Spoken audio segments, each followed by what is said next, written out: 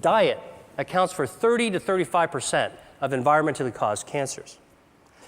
Now, the obvious thing is to think about what we could remove from our diet, what to strip out, take away.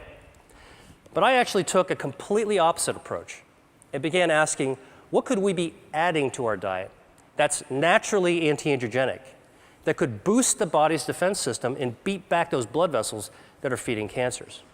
In other words, can we eat to starve cancer? Dr. William Li has been teaching over the years on how food works as preventative medicine for our bodies to protect ourselves from diseases like cancer and other metabolic diseases. In this video, we will look at the foods that help prevent abnormal angiogenesis in cancer cells. During our lifetime, we all develop microscopic cancer cells. Eating foods that help prevent abnormal angiogenesis is an easy yet effective way to prevent these cells from developing into tumors, helping us stay cancer-free. I have compiled a list of foods that Dr. Li recommends we should incorporate into our daily diets. These foods all have anti-angiogenic properties. Well, the answer is yes, and I'm going to show you how. And our search for this has taken us to the market, the farm, and to the spice cabinet, because what we've discovered is that Mother Nature has laced a large number of foods and beverages and herbs with naturally occurring inhibitors of angiogenesis. So here's a test system we developed. At the center is a ring from which hundreds of blood vessels are growing out in a starburst fashion. And we can use this system to test dietary factors at concentrations that are attainable by eating.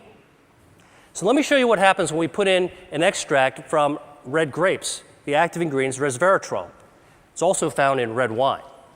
This inhibits abnormal angiogenesis by 60%. Here's what happens when we add an extract from strawberries. It potently inhibits angiogenesis. And we want to measure this because, well, while you're eating a strawberry or drinking tea, why not select the one that's most potent for preventing cancer? So here are 4 different teas that we've tested. They're all common ones: Chinese jasmine, Japanese sencha, Earl Grey, and a special blend that we prepared.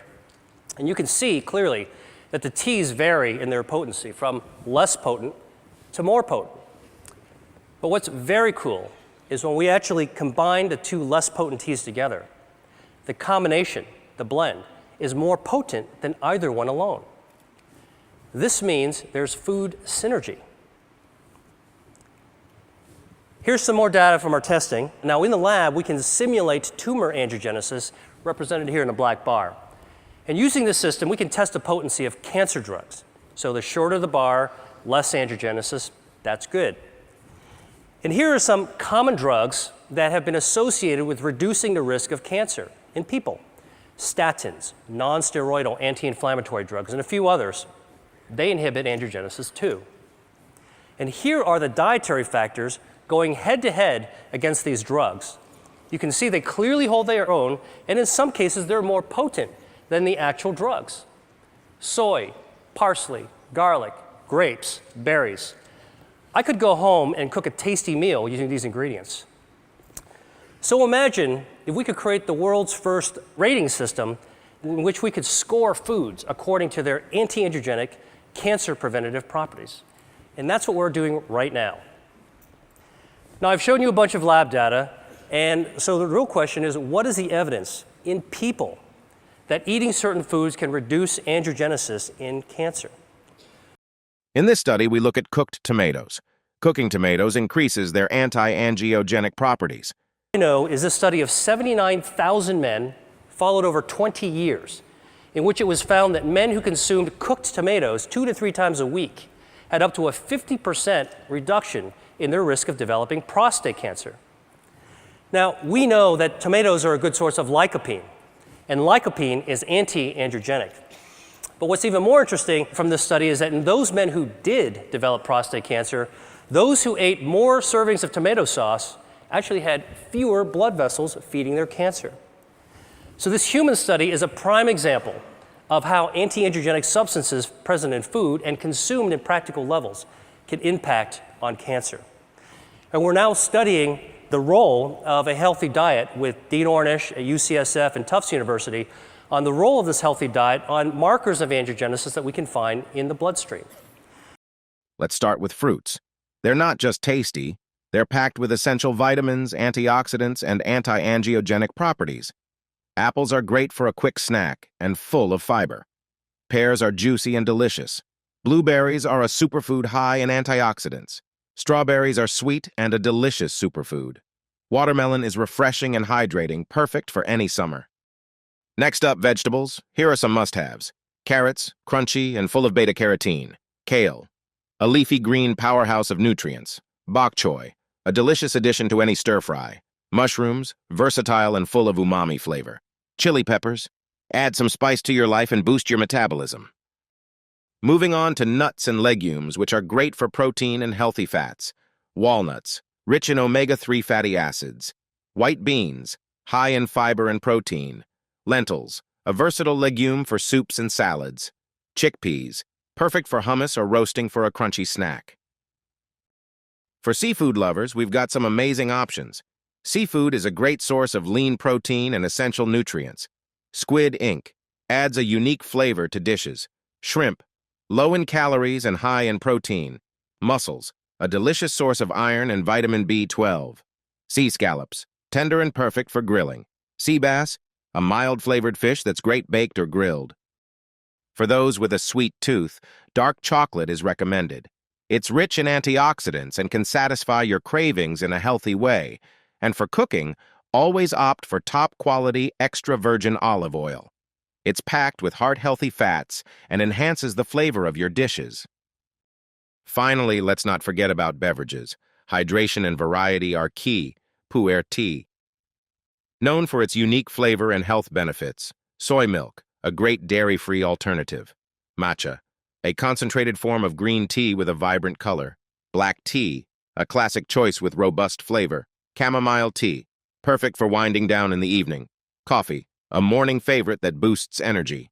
Today we're going to talk about the remarkable benefits of eating blueberries and how they can heal your health. Eating blueberries can improve your metabolism.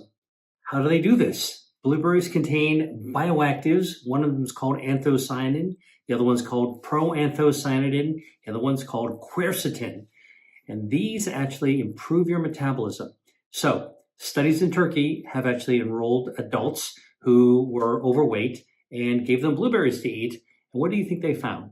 Well, first of all, these adults were put on a reduced calorie diet and a little bit of exercise just so they weren't couch potatoes and they were moving and not eating too much. And then after 6 weeks, they gave them blueberries to eat. How much? Really just a quarter cup of frozen blueberries every day for another 6 weeks. But they gave one group of blueberries, one group of placebo. So you know what they found? They found the blueberry eaters lost 8 pounds or 21% more than the group that was eating the placebos. Meaning that if you were having a healthy lifestyle with exercise, reducing your calories, adding blueberries, even frozen blueberries, would actually help you lose more weight.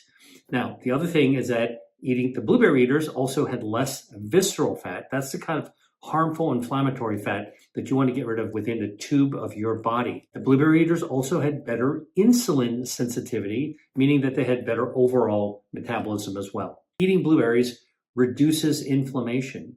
And the reason is that these bioactives, the anthocyanin, proanthocyanin, and quercetin, are powerful reducers of whole body inflammation. And we know that inflammation is responsible as a root cause of many chronic diseases. So it doesn't matter what you got, if you actually eat blueberries and reduce inflammation, that's actually going to be beneficial to your health and help you heal faster. They actually improve your immune defenses as well. And this is a really interesting one. Why do we want good immune defenses? Well, protects us from infection from the outside world, for example, but a really good immunity also protects us from cancer, because our immune system conducts surveillance throughout our body and looks for abnormal cells like cancer cells and wipes them right out. So there was a clinical study that was actually done at Louisiana State University where they actually studied blueberries in the form of a smoothie versus a placebo. Of course, that's how a good clinical study is done. And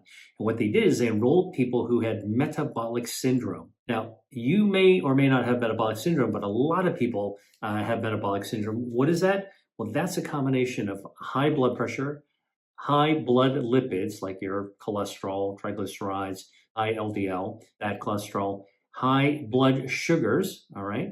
We talk about glucose spikes, but actually what it is that higher levels generally of your blood sugar and a big waistline, because when your waistline is bigger, it means that you're more stuffed with visceral inflammatory fat. Okay, so this one study enrolled people with metabolic syndrome, and they gave them blueberries in the form of a smoothie. How much they give? Just 1.5 cups of blueberry powder in this case. They put them in yogurt with a little bit of milk.